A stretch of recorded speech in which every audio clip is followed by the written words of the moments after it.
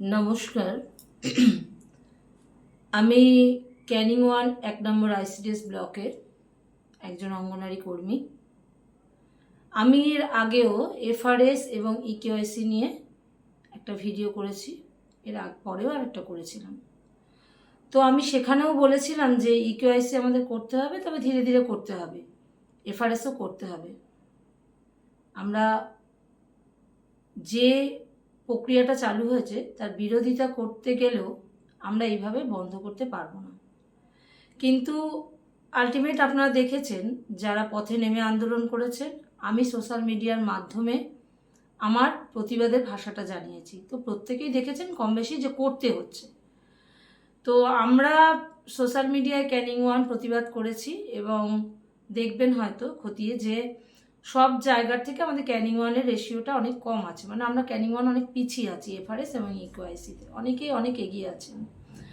তো বিভিন্ন প্রজেক্টের সিডিপিওরা নর্থ সাউথ যেখানে যেখানে যেরকমভাবে আছে, সেখানে সিডিপিওরা এখন একটা লড়াই নেমেছে। লড়াই কীরকম নেমেছে যে তাকে ফার্স্ট হতে হবে। তারা ডাব্লিউবিসিএস, তাদের একটা মানে প্রবণতা থাকেই যে তারা এগিয়ে যাবেন। এগিয়ে যাবেন কাদের মাধ্যমে?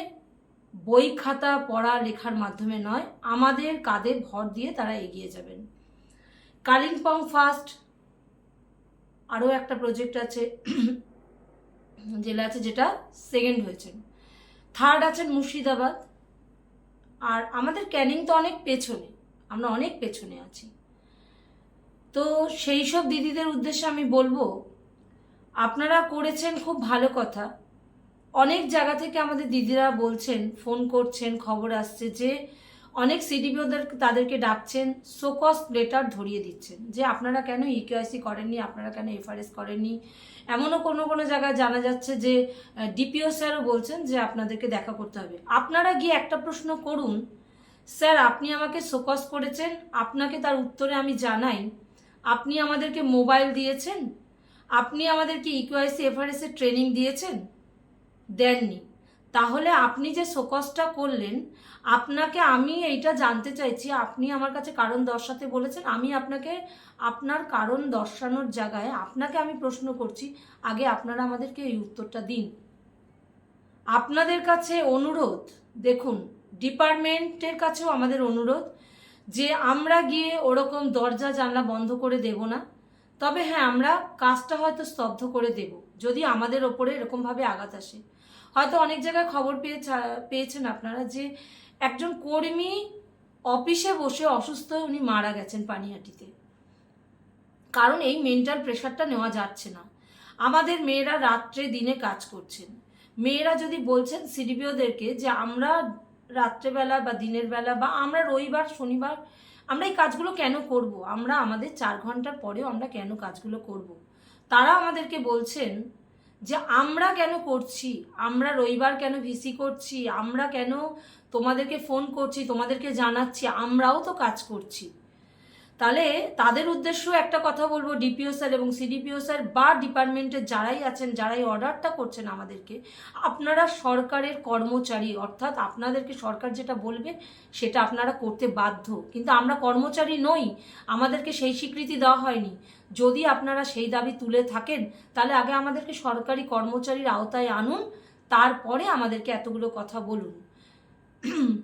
তথাপিও বলবো কাজটা আমরা করব, সময় দিতে হবে, ধীরে ধীরে আমরা করব।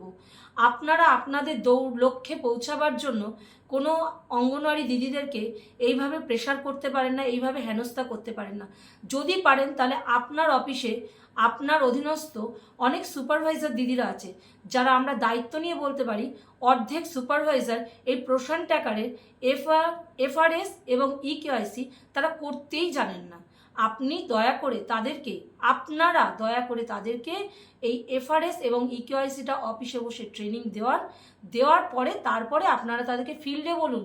তারা ফিল্ড ওয়ার্কার, তারা ফিল্ডে কাজ করবেন। সুপারভাইজার দিদিরা আপনাদের অফিসে বসে বসে চেয়ার অলঙ্কিত করাটা তাদের কাজ নয়।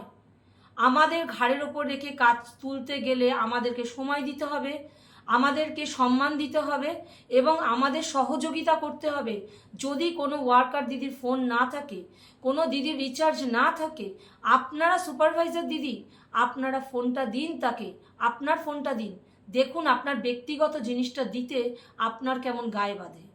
আমাদের তো আপনারা ফোন দেননি, তাহলে এত বড় বড় কথা আপনারা বলছেন কি করে যে আমাদের এফআরএস 80%, 90%, 100% তুলে দিতে হবে?